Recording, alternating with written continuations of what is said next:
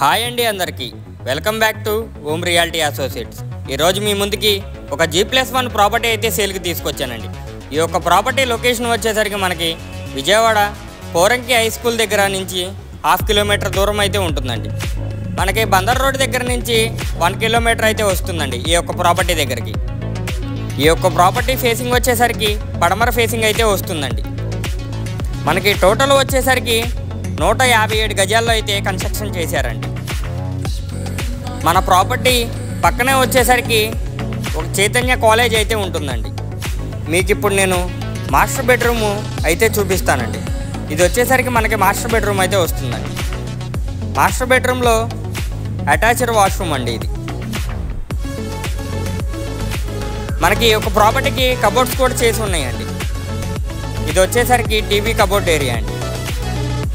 మీకు ఇది వచ్చేసరికి డైనింగ్ ఏరియా అయితే వస్తుందండి.